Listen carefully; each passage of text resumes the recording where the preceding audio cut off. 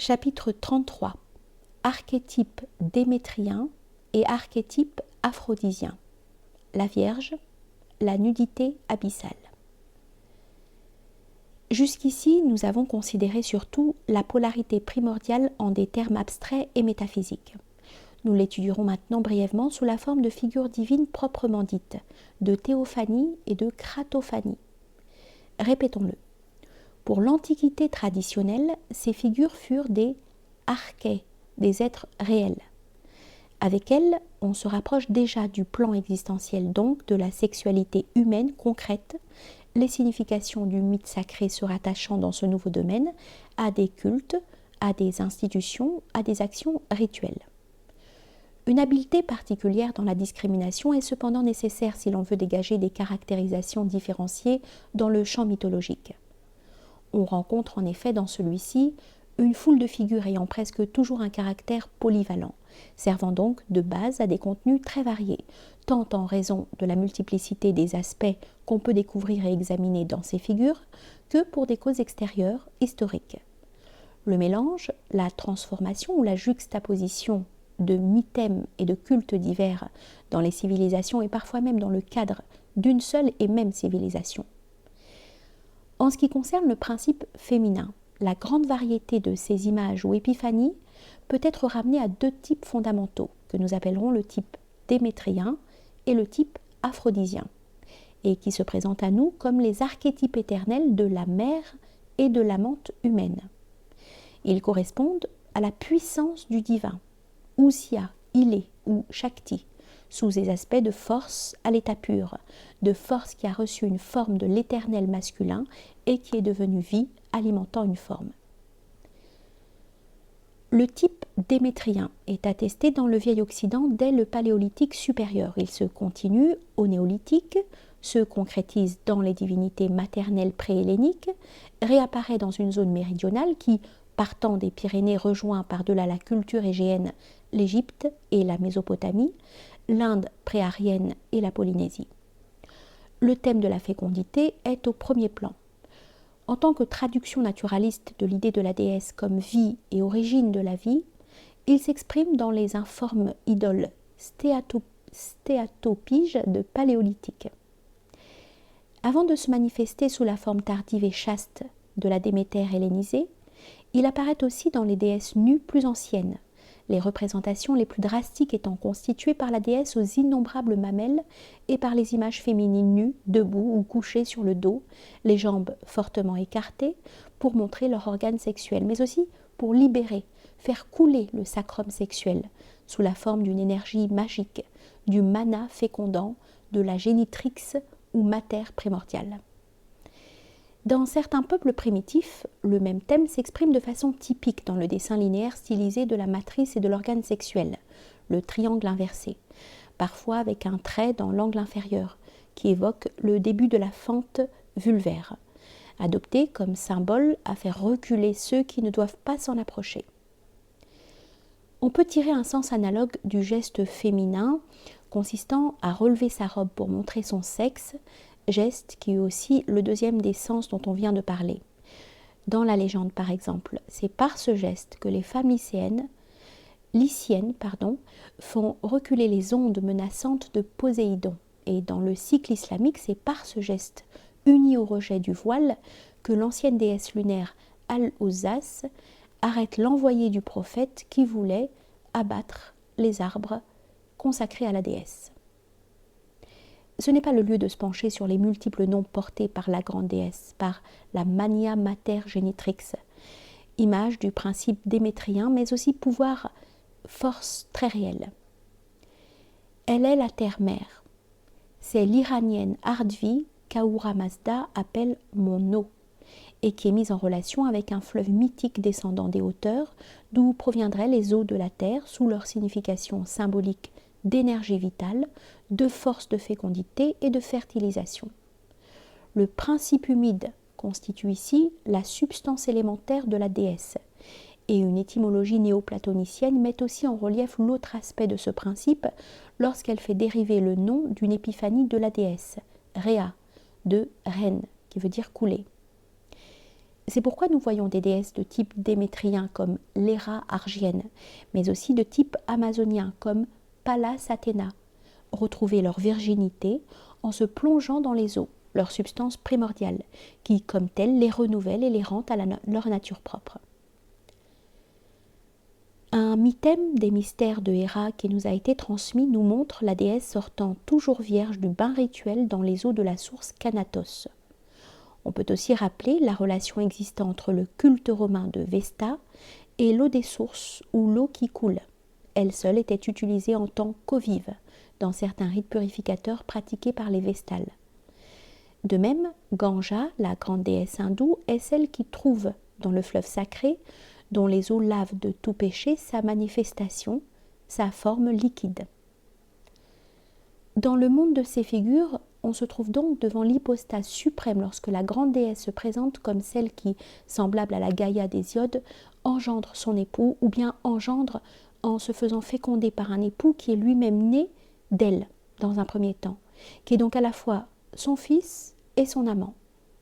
Parèdre, qui occupe par rapport à elle une position subordonnée et purement instrumentale, et qui est souvent considéré comme un être éphémère destiné à mourir pour ne renaître que grâce à la déesse, car le vrai principe et la source de la vie sont en elle. On est ici sur la ligne de frontière tant des scissions et absolutisations qui donnent naissance à la gynocratie d'orientation démétrienne, non nécessairement comme souveraineté sociale de la femme, mais en règle générale comme prédominance de tout ce qui se rapporte à elle, ici à elle en tant que mère, que des régressions qui mènent à l'idée, analysée par nous en temps opportun, de l'immortalité tellurique ou immortalité de la mère. C'est dans le cadre de ces absolutisations que le principe féminin, lié principalement à la terre, peut aussi être élevé au rang de divinité céleste souveraine, de Mania Mater Deorum. Une transformation qu'on observe spécialement dans le cas de la déesse égyptienne Isis. Celui-ci, qui à l'origine avait été une déesse, celle-ci, qui à l'origine avait été une déesse tellurique, la terre noire d'Égypte baignée et fécondée par le courant du Nil, représentant le mâle Osiris, dans le symbolisme cosmique et naturaliste, s'introduit en effet dans le monde céleste et devient la maîtresse du ciel, celle qui procure la lumière du ciel, la reine de tous les dieux. La déesse élamite, de même, porte la tiare de la souveraineté, elle qui tient dans sa main droite la coupe où les mortels viennent boire le fluide vital enivrant, et dans sa main gauche, l'anneau, symbole du cercle indéfini de la génération.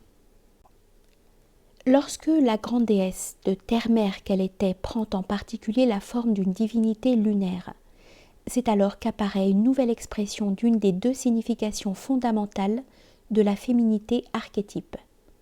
La lune, en effet, est l'astre changeant. Associée à la force en acte partout où il y a changement, altération et transformation, elle reflète d'une certaine façon la nature même des eaux et de la force cosmique. Astre nocturne, maîtresse de la nuit, astre changeant et inconstant au niveau de la transposition morale, la lune, en vertu de cette relation, a été jugée féminine et associée à l'archétype de la féminité divine. C'est ainsi que le croissant de lune figure parmi les attributs de l'Ardvi iranienne, dont on a dit qu'elle est l'eau d'Ahura Mazda. Mais peut-être est-ce dans les épiphanies hindoues de la grande déesse, Kali dont nous avons déjà parlé, Bhairavi, Karala et surtout Durga, autant de formes d'apparition de l'épouse ou Shakti du mal divin, que le principe aphrodisien de la féminité primordiale en tant que force dissolvante, bouleversante, extatique et abyssale du sexe trouve sa meilleure expression, comme l'opposé de la féminité démétrienne. Dans le monde méditerranéen, c'est essentiellement Ishtar, déesse de l'amour, qui a possédé ces traits. On peut rapprocher d'elle bon nombre d'autres déesses présentant une structure analogue, comme Milita, Astarté, Tanit, Ashéra, Anaïtis. Un point fondamental doit être souligné ici. Le nom de Durga, pendant hindou d'Ishtar, signifie l'inaccessible. Mais elle est aussi la déesse de certains rites orgiaques. Les déesses méditerranéennes mentionnées sont souvent dites vierges. Ishtar est vierge, bien qu'elle soit aussi en même temps la grande prostituée, la prostituée céleste. Kali elle-même est considérée comme vierge en tant qu'Adia Kali. Elle est Kumarirupa Dharini. Certaines déesses aphrodisiennes qui ont des amants et même des déesses démétriennes qui sont des mères sont conçues comme des vierges. Porné, Étaïra, Pandémos, autant de qualificatifs qui furent réputés compatibles dans le monde égéen et anatolien avec celui opposé de vierge. Xingmu, la grande déesse, la Vierge Mère chinoise, est simultanément la patronne des prostituées. Si nous passons dans un autre univers culturel, nous constatons que les houris célestes islamiques sont décrites comme toujours vierges, bien qu'elles s'offrent sans interruption à l'embrassement des élus. On retrouve même une trace de cette idée transposée sur un plan matérialiste dans le dogme chrétien selon lequel Marie, ayant conçu sans avoir été fécondée par un homme, serait restée vierge même après son accouchement. Le sens le plus profond de tous ces exemples n'a été saisi que superficiellement par ceux qui ont fourni l'explication suivante, qui dit que dans l'Antiquité, on usait parfois du terme vierge pour désigner non seulement la femme qui n'avait pas encore eu d'expérience sexuelle, mais la femme non mariée, la jeune fille qui, certes, pouvait avoir eu des rapports avec un homme, mais non en qualité d'épouse, et qui voulait éviter la subordination et le lien conjugaux. En réalité, ce qui importe le plus dans tout cela, c'est la capacité de la materia prima de recevoir toute forme et de s'en imprégner sans être jamais épuisée, sans être possédée dans sa racine ultime. La virginité, par conséquent, désigne ici le fait d'être insaisissable, abyssal, le caractère ambigu et élusif de la femme divine, ce qui constitue l'aspect d'urja, inaccessible, de celle-ci, et qui est aussi en relation avec la qualité froide, susceptible de coexister avec la qualité ardente et fascinante de la nature aphrodisienne, de l'étaïr. On sait que l'image la plus courante des sirènes, qui furent elles-mêmes considérées aussi bien comme des vierges que comme des enchantresses, les représente avec la partie inférieure du corps ichthyomorphe, humide et froide. Un caractère analogue spécifie également, sous un certain angle, les divinités féminines du type amazonien, dont la chasteté ou virginité au sens courant n'est souvent qu'un trait tardif venu s'ajouter à des figures plus archaïques, par suite d'un processus de moralisation. On sait par exemple que Diane, Artémis et Athéna, essentiellement conçues comme vierges dans le monde grec, avaient été, en tant que divinités préhelléniques et pélagiennes, des déesses mères du type dont on a parlé plus haut. Le fait que dans ce contexte, les déesses vierges et Ishtar elle-même, à la fois vierge et prostituée, aient pu se présenter aussi comme des divinités de la guerre et de la victoire, la présence des deux thèmes est typique dans l'invocation suivante adressée à cette déesse. Ouvrez les guillemets. Tu es forte, ô maîtresse de la victoire, toi qui peux susciter mes désirs violents. Fermez les guillemets. A bien été interprété par Przlewski. Cet auteur a fait remarquer que la grande déesse est aussi la divinité des combats, parce que la guerre, dans ce cas, est considérée essentiellement sous son aspect d'action qui détruit et qui tue. C'est pour la même raison qu'Aphrodite assume les traits d'une divinité guerrière et revêt le sens ésotérique de puissance de Shakti propre à Arès Mars. Ainsi est bien mise en relief l'ambiguïté d'un pouvoir qui est en même temps pouvoir de vie et pouvoir de mort. D'Astarté, il fut dit très précisément Diva Astarté hominorum deorum vita salus rursus edem cae et pernicies mors intertis. Pardon pour la prononciation. C'est la déesse lunaire lumineuse, mais qui a pour autre face la déesse noire abyssale, la Mater Tenebrarum, l'Hécate souterraine, la Junon infernale, mère terrible. Autant d'archétypes où converge également le symbolisme de figures dérivées comme les vierges des batailles et des tempêtes, les Walkyries nordiques, les Fravashis iraniennes. Les hommes cherchent à utiliser et à lancer alors la déesse, pouvoir déchaîné et pouvoir de mort contre leurs ennemis. La déesse revêt donc aussi les traits d'une déesse de la guerre, de la promachos au lion, portant le javelot et l'arc.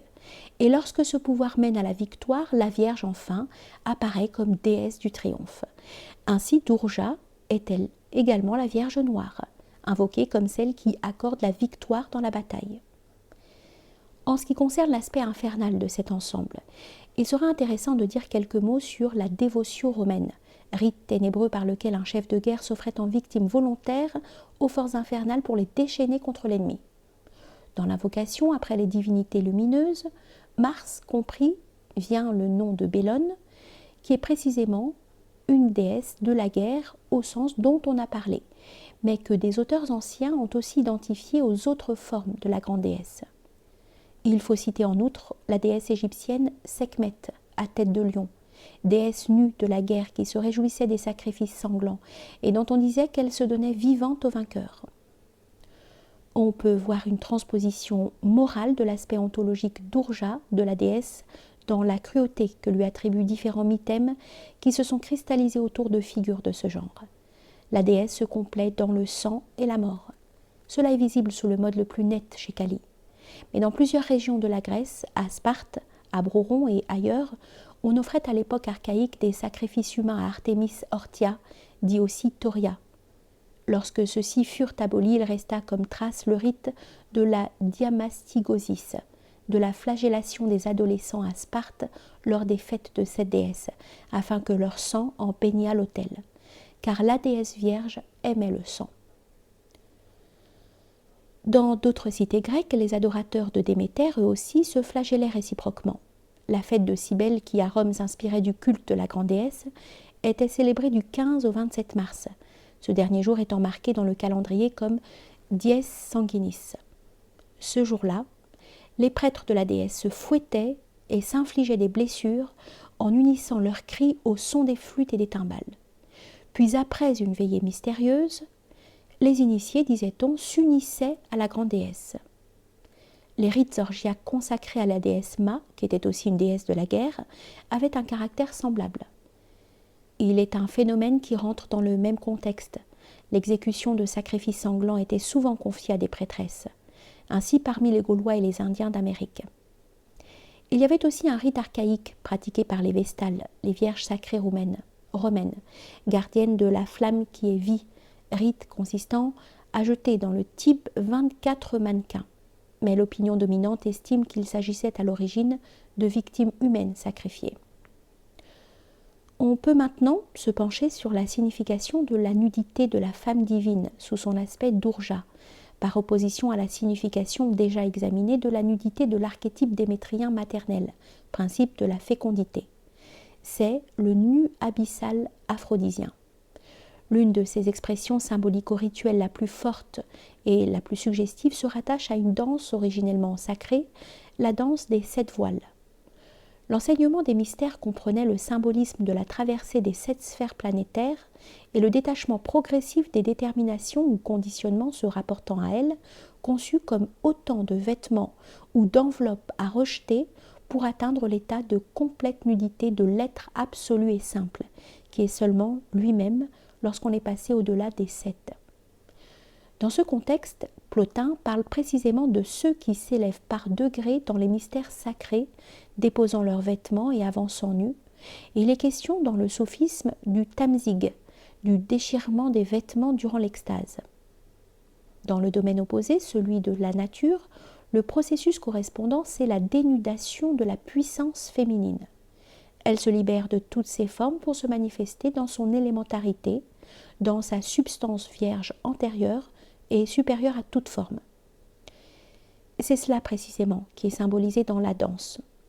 La femme enlève progressivement les 7 voiles qui la recouvrent pour se montrer complètement nue, exactement comme dans l'invocation égyptienne déjà citée, demandant qu'Isis apparaisse nue, et aussi comme dans le mythe d'Ishtar qui descend aux enfers et qui, chaque fois qu'elle passe par l'une des 7 portes, laisse une partie de ses ornements et de ses vêtements. C'est l'inverse de la nudité uranienne, c'est la nudité féminine abyssale, qui peut également agir de façon meurtrière. La vision de la nudité de Diane provoque la mort d'Actéon. Celle d'Athéna aveugle Tirésias. À titre de trace rituelle, il y a l'interdiction ou le tabou de la nudité qu'on rencontre dans certaines légendes et certaines coutumes, y compris parmi les primitifs. Dans les mystères grecs, la vision des images toutes nues correspondrait au degré suprême de l'initiation, à l'époptéia.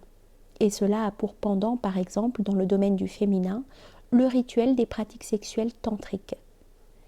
La femme à employer y apparaît comme l'incarnation de Prakriti, femme divine et substance primordiale cachée sous les formes infinies de la manifestation.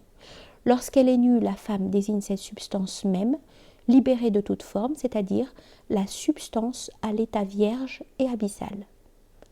Dans le rite d'ailleurs, la nudité féminine est progressive.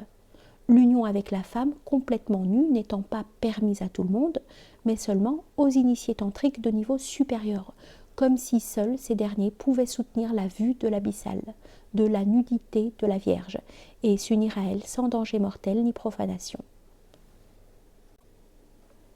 Il se peut que la paradoxale union rituelle d'un ascète et d'une prostituée lors de la fête du Mahabharata ait une signification analogue. L'idée étant que la femme ramenée à sa materia prima, substrat potentiel et insaisissable de toute forme, la prostituée, ne saurait avoir comme parèdre adéquat que l'homme qui, par l'ascèse, s'est à son tour réintégré dans son propre principe, dans la materia prima opposée, à savoir dans la virilité transcendante. Au chapitre des symboles, on peut mentionner enfin la formule hermétique qui dit que l'époux et l'épouse doivent avoir ôté tous leurs vêtements et s'être bien lavés avant d'entrer dans le lit nuptial où s'accomplit le mysterium conjunctionis. Mais nous aurons l'occasion de nous occuper plus loin de ces ensembles rituels. Pour l'instant, nous terminerons en indiquant quel trait spécifique est mis en relief dans certaines épiphanies de la grande déesse, comme par exemple Varunani. Celle-ci est une divinité hindoue qui porta successivement les noms de Varuni ou de Sura, et qui se présenta comme une divinité du ciel, des eaux et des boissons enivrantes. En pali, le terme Varuni désigne en effet soit une liqueur enivrante, soit une femme ivre ou possédée. Et dans la littérature épique, Varuni ou Sura est la fille de Varuna, le dieu uranien viril, une fille qui procure aux dieux joie et ivresse. La relation entre Varuni et les boissons enivrantes est évidente en Inde, au point que dans certains textes, boire Devi Varuni, la manifestation de la déesse sous sa forme liquide, est synonyme de boire ces boissons. Tandis que Sura, nom donné à la même divinité dans la littérature épique, est aussi, en Iran, l'un des noms de la grande déesse. Même dans les hymnes de l'austère Shankara, la déesse est associée aux boissons enivrantes, porte la coupe ou bien est elle-même ivre. L'aspect du féminin comme principe ou cause de l'ivresse se fixe donc dans cet archétype. Et l'ivresse en question peut revêtir deux formes. Une forme inférieure et élémentaire, dionysiaque, sauvage et ménadique. Une forme supérieure, transfiguratrice et lumineuse. Le christianisme a obscurément fixé cette deuxième forme dans la figure de la Vierge Marie qui domine, qui écrase sous ses pieds le croissant de lune ou encore le serpent, lequel a symbolisé dans l'ésotérisme hébraïque, sous le nom de Nahash, le principe élémentaire, cosmique du désir. Cela pourrait n'être pas sans rapport avec la division existant dans les mystères antiques de la mer entre les petits mystères, rattachés à Perséphone des enfers, elle-même liée à Aphrodite, qu'on célébrait au printemps plus ou moins à la même période que plusieurs fêtes orgiaques et telluriques d'une part, et les grandes fêtes d'Éleusis d'autre part célébrées en automne. On pourrait aussi rappeler la déesse Égéenne, Notre-Dame des Flots, et Stella Maris, sous son double aspect de déesse qui descend des cieux et de déesse qui remonte depuis les régions infernales, de déesse aux colombes, d'une part, de déesse aux serpents et aux panthères, de l'autre. Un dernier point.